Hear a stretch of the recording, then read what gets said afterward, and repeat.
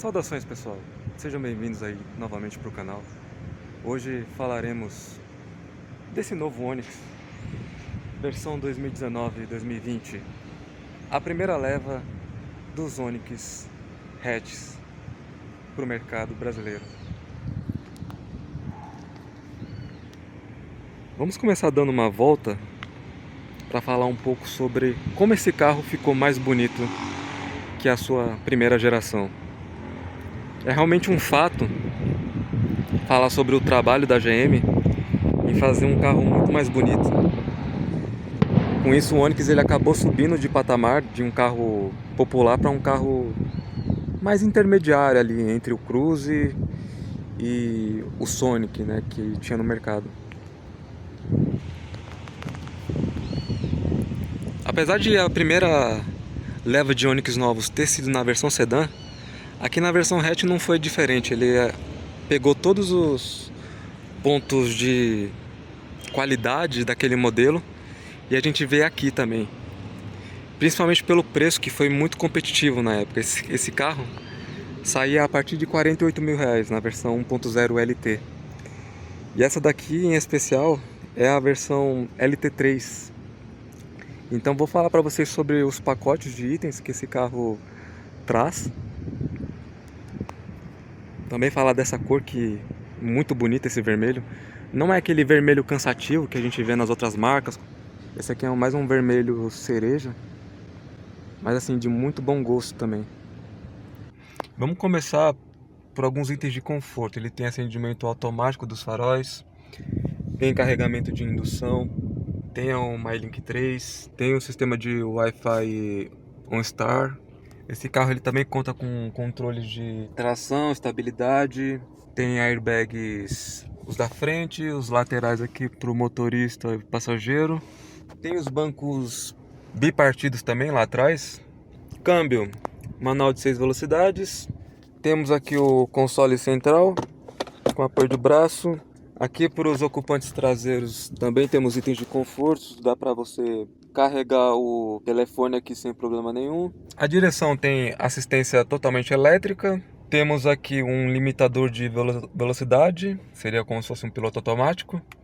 Volante multifunção muito bom, com uma pegada muito boa também. Ele também tem um auxiliar de partida em rampa, para não deixar o carro descer numa subida. E aqui a conectividade com o celular é por cabo. Então, iPhone e Android você consegue espelhar apenas por cabo. Não temos espelhamento por Bluetooth ou por Wi-Fi aqui. Esses Onix que saíram no lançamento, eles eram bem equipados, né? Então, aqui por exemplo, os vidros são todos um toque para subir, um toque para descer. Esse carro ele também vem com duas chaves presenciais, né? Então, até a chave reserva ela é presencial. Uma coisa que eu gosto desse carro é em relação aos bancos. Esses bancos têm essas abas laterais, elas são bastante altas, né? Então, em curvas, o seu corpo ele fica bem preso aqui, né? E o tecido dele, por ser de tecido, né, é muito bom também. Eu prefiro mais tecido do que couro. Tem um acabamento relativamente bonito até. Agora a gente pode imaginar, esse carro ele está completando mais de 5 anos. Estamos em quase 90 mil quilômetros. Nível de barulho, de acabamento, ele tem alguns pequenos barulhos de acabamento, nada muito grotesco. Se a gente for pensar que quase todo esse carro ele é constituído de plástico. Acabamento de porta plástico, painel plástico. Tem algumas texturas diferentes? Tem, mas é um acabamento de plástico simples, não tem nada de refinado. Mas o nível de ruído é realmente bom, não é muito ruim não. A questão de conforto desse carro ela é muito interessante, né? Porque o Onix, quando ele veio com essa nova geração, ele ficou um pouco mais refinado, né? Isso é um fato. Então a suspensão, eu senti que ela ficou mais macia. Você anda com ele na periferia, ele é um carro muito macio. Porém, apesar de ele não ser um carro baixo, ele é um carro que raspa com muita facilidade em lombadas. Eu fico impressionado porque ele sempre raspa o meio do carro, né? Isso, todos os proprietários a gente tem um consenso em comum, que é esse carro ele raspa em lombada. Não tem muito o que fazer. Ele raspa comigo sozinho. Com o passageiro, então, ele raspa mais ainda. Então, assim, a suspensão ela tem uma calibragem que prioriza o conforto. E se você coloca muita gente atrás, o carro ele vai baixar, né? Ele vai dar uma baixada de altura. E aí não tem muito o que fazer, ele vai raspar mesmo.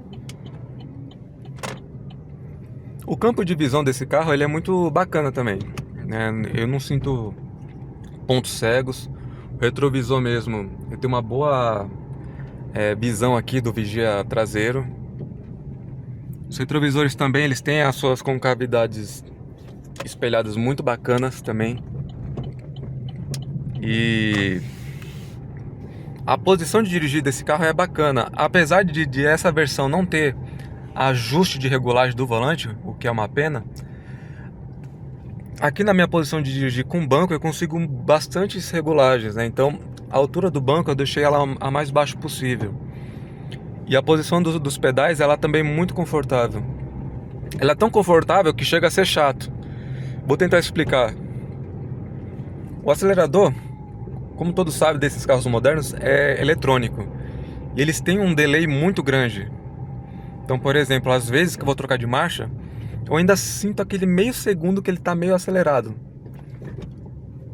Isso para conforto é muito bom, mas para respostas de aceleração eu sinto um pouco de... não gosto muito, né? Isso é mais questão de opinião minha. Mas o acelerador desse carro, ele prioriza o conforto. Então saídas de semáforo, saídas de garagem, o acelerador desse carro, ele vai compensar vai compensar o seu pé, né? Aqui, por exemplo, eu vou começar a subir. E aqui é uma subida muito íngreme. Eu tô com um ar-condicionado ligado. E o carro, ele tem potência. A gente tá falando de um motor que rende 82 cavalos e 10,5 kgfm usando o etanol. É uma potência relativamente bacana para um carro 1.0.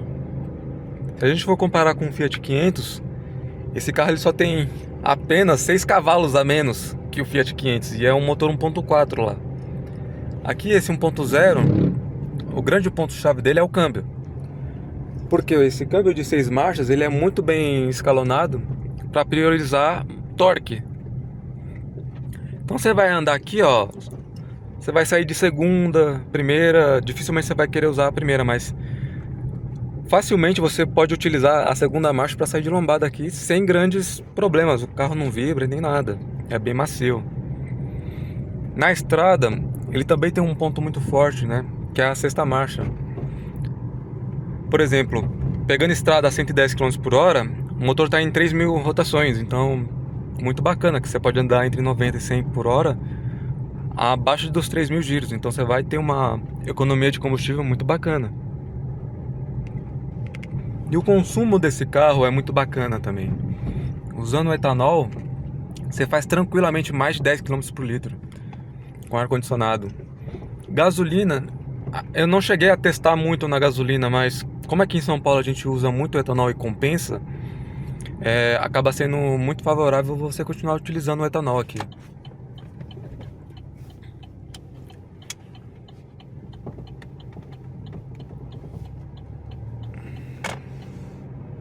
Agora, assim, questão de manutenção, vamos lá, né? Eu vejo muito na internet o pessoal reclamando da correia banhada a óleo, e com razão. Porque se você utiliza um óleo errado, esse óleo ele pode causar reações na correia, né? Porque é um óleo quente, é um óleo que esfria, aquece, esfria, aquece, e isso com certeza agride a borracha. Então, por pouco eu não raspei aqui, mas eu vou raspar lá na frente. Então, você tem essas questões que de manutenção você tem que ficar muito atento ao histórico de manutenção que esse carro tem. Ei, amigo, o cara tá na contramão aqui. Aí, pronto. Por quê? Se você utilizar o óleo errado durante muito tempo aqui, a correia ela vai começar a esfarelar um pouco e isso vai entupir alguns dutos que tem dentro do carro, né? Então, um dos sintomas que causa esse degradamento da correia é você perder o freio. Realmente você perde o freio. O sistema a vácuo dele fica comprometido. Então, fiquem atentos. Quando você for pegar um carro desse, pisa bastante no freio, vê se está tudo certo. Porque qualquer sintoma de anomalia no freio, você vai ter que trocar a correia e aí é uma mão de obra muito cara. O Onix ele deixou de ser um carro popular para ser um carro quase premium no quesito de manutenção. Ficou realmente muito mais caro de você cuidar desse carro. Outro ponto que a gente teve com esse carro foi a embreagem, tá? O atuador de embreagem desse carro teve uma vida muito prematura. Então tivemos que trocar porque simplesmente o atuador estourou. A embreagem estava boa, estava tudo ótimo, mas o atuador estourou. Então aí você tem que fazer a troca de todo o sistema, né? E aí é quase R$2.000 que vai embora, né? Porque você vai comprar a embreagem, vai comprar óleo de embreagem, vai comprar o atuador, platô, enfim. Isso tudo pela GM, tá? Usando peças originais. Dá pra fazer mais barato? Dá. Tem peças paralelas no mercado que são boas. Mas enquanto você tiver garantia, eu acho que vale a pena você manter essa garantia dentro de uma rede de concessionária.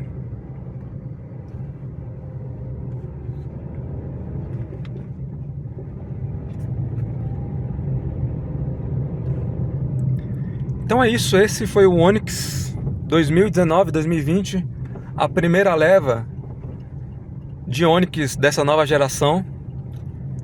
É um carro realmente bonito.